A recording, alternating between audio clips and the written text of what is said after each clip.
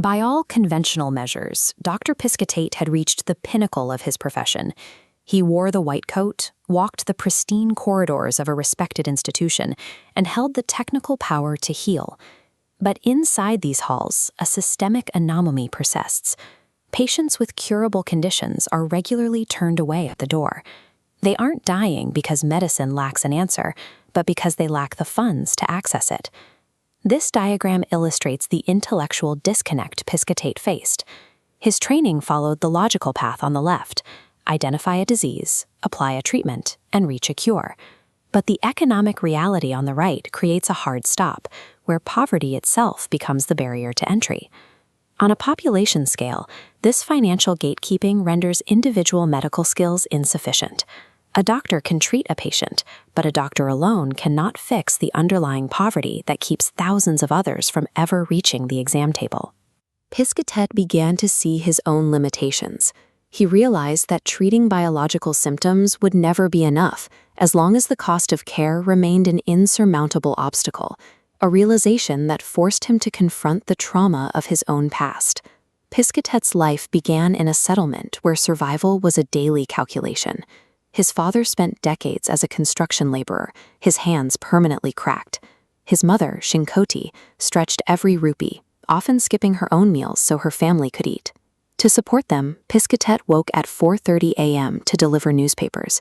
He rode a rusted bicycle through freezing winter winds and muddy monsoon streets, finishing his route just in time to wash his face and rush to class. School offered no relief from the disparity.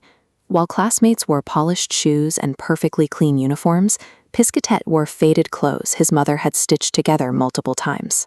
He faced constant bullying from senior students who mocked his background and told him that people from his world were destined to remain poor.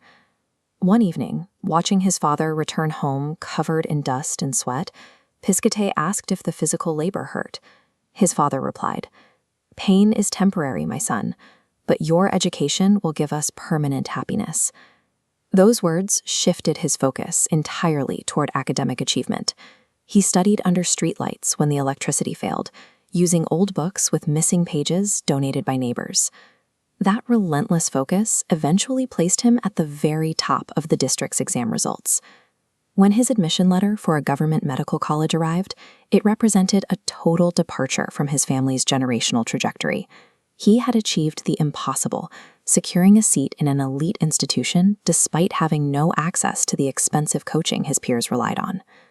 Becoming a doctor successfully lifted his family out of poverty. Yet, working in the hospitals, he saw the conditions of his broader community remained exactly as he had left them, broken and inaccessible.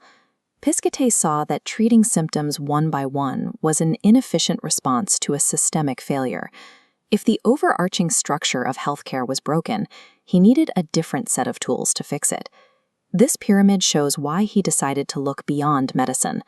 While doctors work at the base treating individual cases, the civil services, the IAS, occupies the apex.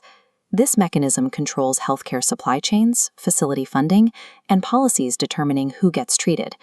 He began preparing for the civil service exams while still working full-time as a doctor. He studied in small gaps between hospital shifts, balancing intense demands of medical practice with preparation for one of the country's hardest examinations. The path was defined by repeated failure. He failed his first attempt. He failed his second. He failed his third. Each time, he returned to the same stacks of books, starting over from the beginning. His colleagues urged him to quit. They argued he was already a successful doctor, and that continuing to struggle for a different career was a waste of his existing achievements. But the memory of his father's endurance provided the necessary resilience.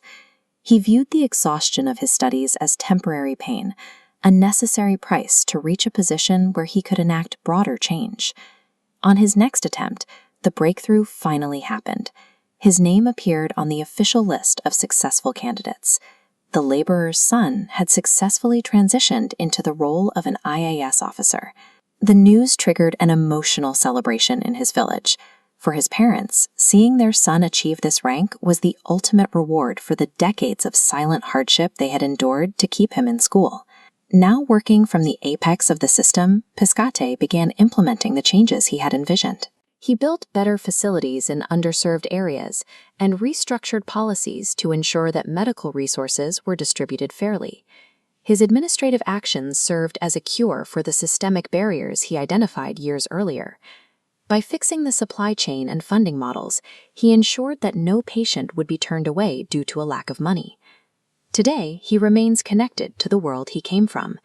He visits construction sites to listen to workers like his father, and when he sees a child studying under a streetlight, he recognizes the same drive that propelled him from those dusty streets to the halls of government.